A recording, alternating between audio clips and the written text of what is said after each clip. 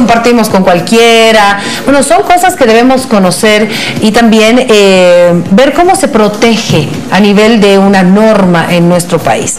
Permítame saludar a mis invitadas. Está con nosotros Eliana Quiroz, ella es parte de la Fundación Internet Bolivia. Eliana, bienvenida, qué gusto tenerte acá.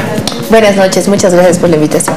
Y también Verónica Arroyo, ella es asociada de políticas públicas desde el Perú, ¿verdad? Sí. Experta en este tema, bienvenida. Muchísimas gracias por acogernos acá. Un gusto tenerlas ambas acá para hablar de esto, pero arranquemos por favor con un concepto. ¿Qué son los datos personales? Bueno, hay que entenderlo de la manera un poco más sencilla, ¿no? Un dato es finalmente una información. Es como un dato que podemos encontrar en las empresas, en cualquier lugar, pero cuando nosotros hablamos de datos personales, por el mismo término personal, estamos hablando de datos sobre una persona o que hacen referencia a una persona y por ejemplo, el nombre puede ser un dato personal, la dirección puede ser un dato personal, pero podemos llegar a ciertos puntos donde, por ejemplo, los gustos, las preferencias, los likes que damos en Facebook, a qué página seguimos, todo eso termina siendo también un dato personal. Entonces, y es por eso que a veces cuando tú das likes o qué sé yo, empiezan a salirte ofertas de eso, ¿no? Y sí. Te llegan ofertas y cosas sobre el tema y es a raíz del dato que tú diste. Exacto. Por eso también dicen que ahora lo más importante para las empresas en el mundo son sus datos, esta información que uno comparte, Eliana. Sí, bueno, eso es esta frase que se usa que los datos, no solo los datos personales, en general los datos son el petróleo de la nueva economía, ¿no? Exacto. Es verdad. Uno a veces le cuesta un poquito entender por qué, de qué manera se usan estos datos, pero tienen un valor muy importante. Si las empresas, también los gobiernos, saben de nosotros, tanto como no solamente el nombre y dónde vivimos, sino qué nos gusta, qué no nos gusta, dónde estamos, a qué hora, con quiénes, cuándo hablamos, con quién, cuánto tiempo, etcétera. O sea, demasiada información. Lo que pueden hacer es utilizar estos datos para hacer lo que llaman perfilamientos, es decir, más o menos definir algunas características de una persona o de un grupo y a partir de eso hacer, por ejemplo, ofertas de marketing o hacer mejoras en servicios públicos. O, ese es el lado bueno, o vigilar a los ciudadanos o finalmente imponer servicios y productos que nosotros no necesitamos o darnos precios diferenciados según nuestro poder adquisitivo, diferenciados para arriba, no para abajo. Vigilar, entonces, me sonó mucho sí, eso de vigilar. Es fuerte. Es por eso que es muy importante hablar ya de una regulación, de una protección. ¿Qué es lo que se está buscando con estos paneles y talleres? No, porque Bolivia es uno de los países que no tiene esto, ¿verdad, Verónica? Sí, no tiene, y el problema es que vemos escándalos a nivel internacional. Vemos, por ejemplo, el tema de Cambridge Analytica, que sonó muchísimo afuera. El tema de Facebook, ¿verdad? El tema de Facebook, claro, usar Facebook. Conocido más por Facebook. Por Facebook, el escándalo de Facebook. Y al final tú llegas al país y dices, ¿y acá? ¿Y si pasa algo, qué tengo? Y no ¿A quién acudo? ¿A quién acudo? ¿Cómo hago? ¿Cómo hago respetar mis derechos? Porque tus datos personales es tu derecho de identidad, ¿no? Que debería estar protegido. Sí. Y lo que hace una ley de protección de datos general, así como la que queremos plantear, como la que se quiere lograr a nivel de conjunto, es darle herramientas de control al ciudadano. Entonces la persona puede tener herramientas para ir a una autoridad, para ir a una empresa, para hacer valer sus derechos, que es lo importante al final de todo esto, ¿no? ¿Y cómo funciona o cómo funcionaría esta posibilidad? A ver, bueno. Primero, creo que hay que aclarar que estamos haciendo una serie de talleres y de paneles convocando a ciudadanos, pero también a gobiernos y también a empresas para debatir sobre la necesidad de una legislación de este tipo. Estamos haciendo en La Paz, en El Alto, en Cochabamba y en Santa Cruz durante este mes. Con esto vamos a elaborar un anteproyecto de ley, una idea de lo que podría ser esta Ley General de Protección de Datos Personales. ¿Cómo funciona esto? Funciona en la idea de, primero, cuáles son los derechos que tenemos los seres humanos, los ciudadanos, frente a empresas y gobiernos que están extrayendo todo el tiempo datos, no siempre con malas intenciones, eso quiero aclarar, pero a veces también en la ignorancia de qué se puede utilizar, de qué manera y qué no se puede utilizar.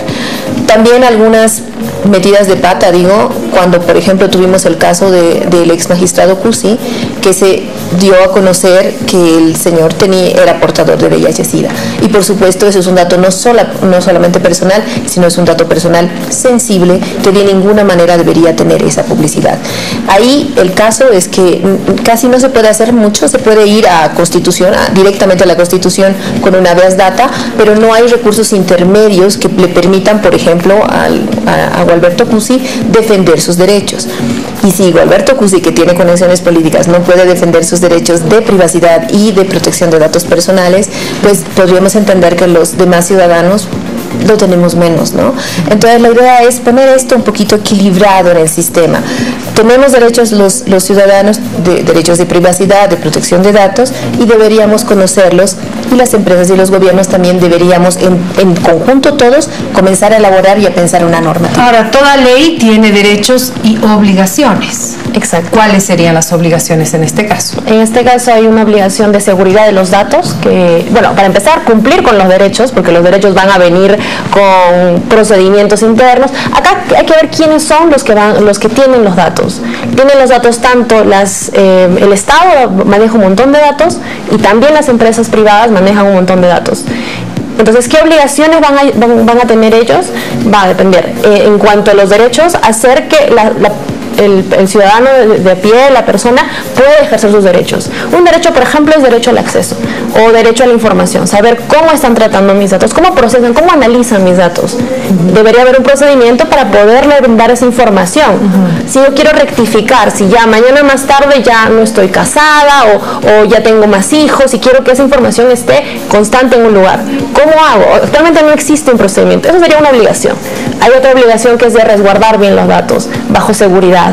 Entonces, una norma de protección de datos tiene que buscar tener medidas de seguridad y promover que las empresas o que el Estado mantengan ciertos niveles de seguridad adecuados para que mañana más tarde no se filtren los datos personales y terminen en donde quieran que uno pueda imaginar. Ahora, esto podría dar a pensar y bueno, tú sabes que nuestro ambiente político en nuestro país es bastante polémico, ¿no? Está polarizado y peor en época electoral. Dirían, ahora quieren controlar las redes sociales, ¿no? La libertad de expresión en las redes sociales. Esto no tiene nada que ver con eso. Esa es la otra cara de, es una cara de la otra cara de la moneda. No tiene que ver directamente, pero algo sí, porque si alguien tiene demasiada información tuya, podrías estar un poco atemorizado de expresar tu opinión. Entonces también tiene que ver con otros derechos, no solamente el derecho de privacidad. Se relacionan normalmente los derechos humanos. Esos son derechos humanos que se ejercen en Internet. Más bien esto entonces es para proteger que tú puedas tener esa libertad. Correcto. Es básicamente esta la lógica de la normativa. No que te controlen qué pones y qué no. No, para nada. Eso no tiene nada que ver. Tiene que ver, la máxima, el principio aquí en general es los datos personales les pertenecen a las personas y por lo tanto las personas deberíamos decidir qué se hace con esos datos. Yo debería dar mi consentimiento para el uso de esos datos. Claro. Ahora, la mayor parte de las personas no entendemos que estos datos personales, primero, nos pertenecen y segundo, son portables y se están conservando en servidores de muchas empresas y de muchos lugares. Entonces, y eso tiene valor. Alguna gente dice, no me importa, yo no tengo nada que ocultar. Y la verdad que no tiene que ver con eso, porque cuando los datos personales se conocen por personas que no deberían conocerse, no solamente nuestros datos personales, sino datos personales, por ejemplo, de menores asociados a nosotros, los ponemos en riesgo. Claro. No quiero ser así alarmista, pero uno de los negocios más importantes en Internet es la pornografía infantil. Sí. Y contactan a menores para poder tener material evidentemente pornográfico o no tanto y lo comercializan. ¿Cómo se hace eso? Buscando números de teléfono, por ejemplo. Claro. Ese es un dato personal. Entonces hay varias cosas ahí. Claro, porque uno dice, antes era tan difícil conseguir un número de teléfono, ahora no. Ahora uno lo puede ir rastreando y con internet en todos los grupos de WhatsApp. Y se da este tipo de extorsiones fugaces, express, que creo que se llaman, ¿no? Que llaman del teléfono a una persona, ¿no? Y le dicen, tenemos a tu mamá y no sé qué, y cuando la mamá está en otro lado, no pasa nada. Pero esta información está ahí porque en algún momento usted dio su número. Sí. En algún momento lo dio, tal vez hace 5 años atrás, Pero esa información, como bien dice Eliana, está en diferentes servidores y se la puede compartir. Eso es peligroso. Claro, y lo que busca la ley es justamente frenar ese que se comparta como sea, que termine donde sea, en las manos de quien sea. Exacto. Bueno, rapidito, ¿dónde son los talleres, por favor? Mañana miércoles tenemos a las 7 de la noche en la Asociación de Periodistas de La Paz, acá en la avenida 6 de agosto, en la PLP, en el edificio Las Dos Torres, piso T. Ahí tenemos un evento, un panel donde va a haber gente de AGETI, que va a estar Esteban Lima, y hay gente de la Fundación Internet Bolivia, donde me estoy representando y pertenezco, la Rosana Pérez del Castillo, y vamos a tener también a Verónica de Access Now. Qué bueno. Y en el Alto es el jueves. Sí, el jueves a las 6 de la tarde. Sí, a las 6 de la tarde en la Federación de la Prensa, es la calle Juan Pablo II, si no estoy mal. Avenida, y ambos eventos son para la ciudadanía en general. Y es para discutir, para hablar así poco a poco y entrar. Exacto. Y bueno, trabajar también la guía que hemos estado nosotros trabajando en conjunto, es esta guía, y la pueden encontrar en línea, es gratuita y está con ejemplos sencillos del día a día, con preguntas básicas de por qué me llaman, qué hace un supermercado, esas cositas que del día a día y cómo esto se relaciona con los datos personales. Muchísimas gracias a ambas por haber estado acá. A ti, muchas gracias. Bueno, hablemos ahora de un buen consejo, Ricardo, de un lugar donde podemos encontrar lo que necesitamos para la boda o para un evento. Así es, haciendo realidad eventos de ensueño. El Campo Ferial Chuquiagomarca reúne a más de 150 empresas con las mejores ofertas en cuanto a servicios para realizar bodas, 15 años, bautizos.